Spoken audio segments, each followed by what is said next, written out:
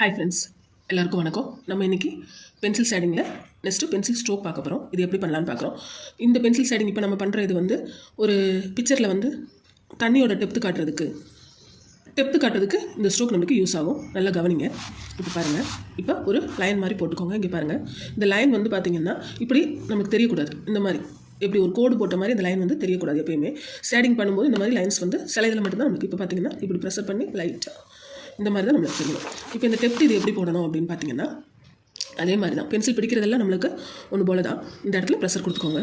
இங்கே மேலே இருந்து நல்லா கவனிங்க. இங்கே மேலே இருந்து இப்படி வரணும். கீழே இப்படி ஸ்ட்ரோக் மாதிரி இப்படி பிடிச்சி இப்படி இழுத்துடணும். இதில் வந்து என்ன அப்படின்னா இந்த கேப் வந்து வரக்கூடாது.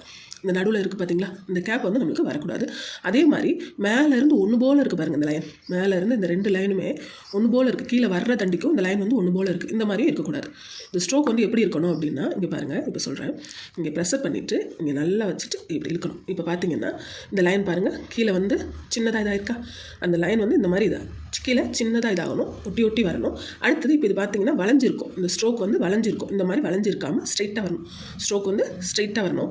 மறுபடியும் பண்ணுறோம். நல்லா பாருங்கள்.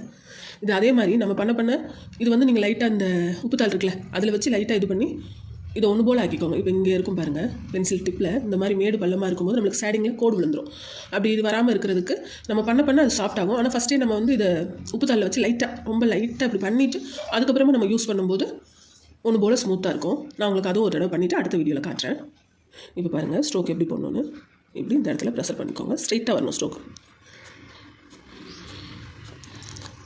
பக்கத்தில் தான் வரும். சின்னதும் பெருசுமாக வரலாம். இப்போ இது பெருசு கொஞ்சம் குட்டி, ஆனால் உடனே இதாகக்கூடாது. உடனே இதாகாமல் அந்த கோட்டில் இருந்து தான் வரணும். சின்னதும் பெருசுமாக கூட வரலாம். அது ஒன்றும் தப்பில்லை. எல்லாம் ஒரே லெவலில் இருக்க தேவையில்லை. ஒன்று பெருசாக ஒன்று சின்னதாக அந்த மாதிரி வரலாம். ஆனால் இந்த மாதிரி அந்த கோடோட கேப் காட்டக்கூடாது. இந்த கேப் வரவே கூடாது. இந்த ஸ்ட்ரோக்கோட லெவல் வந்து ஒன்று போல் இருக்கணும்னு அவசியம் இல்லை. ஒன்று சின்னதாக இருக்கலாம், ஒன்று பெருசாக இருக்கலாம், ஒன்று அதுக்கும் பெருசாக இருக்கலாம். இப்படி காட்டும்போது நம்மளுக்கு வந்து டெப்த்தை வந்து நம்ம இன்னும் நல்லா காட்ட முடியும். இது பார்க்குறதுக்கு ஈஸியாக தெரியும். நம்ம இப்படி தான் சும்மா ஒரு கோடு தாளை அப்படின்னு. ஆனால் இது ஒரு வாரம் ப்ராக்டிஸ் பண்ணி பாருங்கள், அப்போ தான் தெரியும். ஏன் அப்படி சொல்கிறேன் அப்படின்னா நம்ம பண்ணும்போது இந்த மாதிரி ஒரே லென்த்தாக வந்துடும், இப்படி வளைஞ்சிரும். இந்த இப்போ வந்துருக்கு பாருங்கள், இந்த கேப் வந்துருக்கு பாருங்கள், அந்த மாதிரி கேப் வந்துடும். சில சமயம் தான் எனக்குலாம் வந்துருக்கு பார்த்தீங்களா, இந்த மாதிரி டார்க்னஸ் வந்தால் ஒன்றும் பிரச்சனை இல்லை. இது கோடாக மட்டும் இப்படி வரக்கூடாது. இப்படி லைனாக மட்டும் வராமல் பார்த்துக்கோங்க.